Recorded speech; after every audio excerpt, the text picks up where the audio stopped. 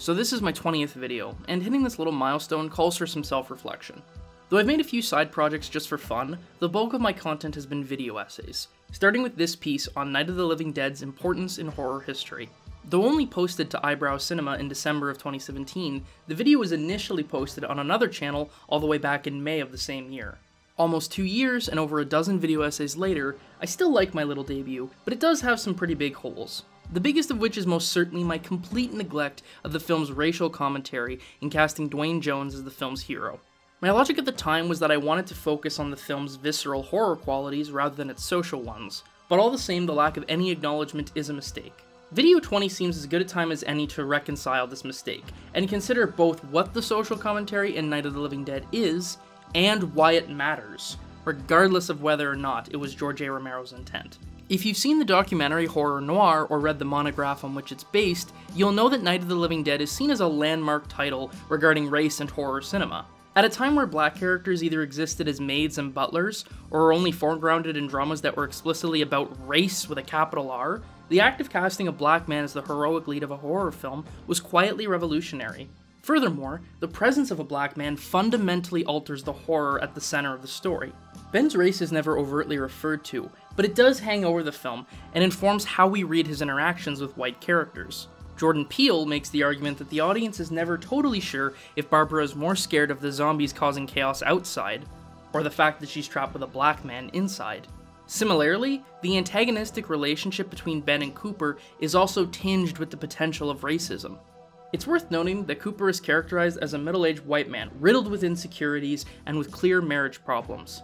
The film also stresses Cooper's discomfort with a young white woman being left alone with a black man. Cooper's animosity towards a younger, more capable black man, then, reflects a deep-rooted fear in white America of black sexuality. On the broadest level, the film's racial dynamics speak to different fears for audiences depending on their positionality. For white racists, the film puts forth a terrifying situation wherein they might have to take orders from a more competent black man. For black audiences, the film demonstrates that a crisis will invoke racial prejudices which will culminate in racial violence.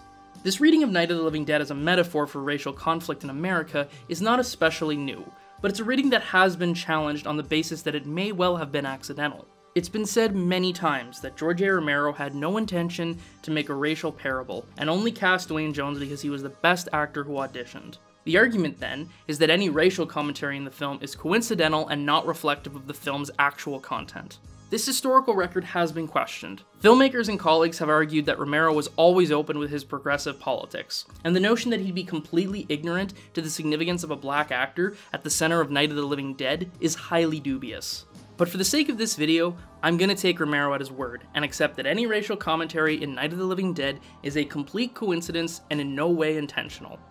And I'm also going to argue that such intent doesn't matter. Romero may not have set out to make a movie about race, but Night of the Living Dead still is. I mean, how could it not be? How, in a genre where black people have largely been used as objects, can the casting of Dwayne Jones as a competent hero be merely incidental? Consider that before Night of the Living Dead, black people in horror were largely relegated to being villains. Sometimes as voodoo slaves, as in the zombie precursors White Zombie and I Walked with a Zombie. Sometimes black men weren't themselves villains, but the monsters at the forefront of the story were coded as black men, who preyed upon an innocent white woman. This tradition draws on the Birth of a Nation, where there was no coding at all. Rather, black men themselves, albeit played by white actors, are unambiguously the monstrous threat to white America. The casting of Dwayne Jones, then, stands in sharp contrast to the depictions of blackness in American horror prior to Night of the Living Dead. Rather than blackness being the horrific threat to white America, Night of the Living Dead presents a subversion, where white America is in fact the looming threat faced by black Americans, both outside and inside. It's also important to remember when Night of the Living Dead was released.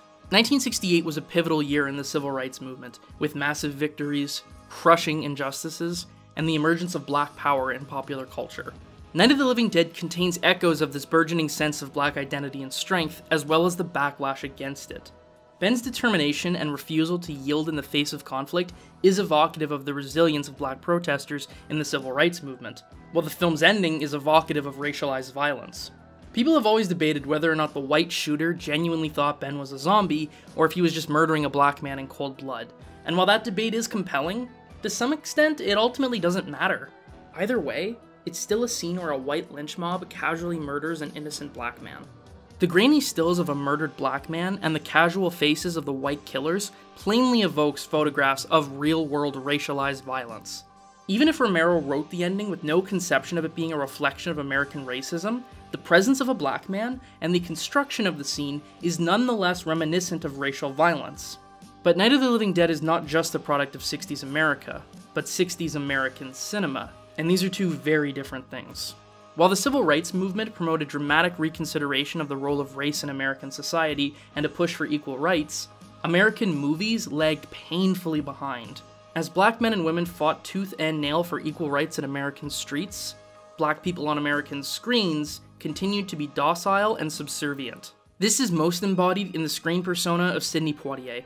Now, I should stress that I think Poitier is a fantastic actor who did a lot for black representation in American cinema, but there were also limitations to the types of roles Poitier was offered, limitations he himself was well aware of. The prototypical Sidney Poitier character was essentially a liberal's platonic ideal of what a black man should be. Intelligent, but not condescending.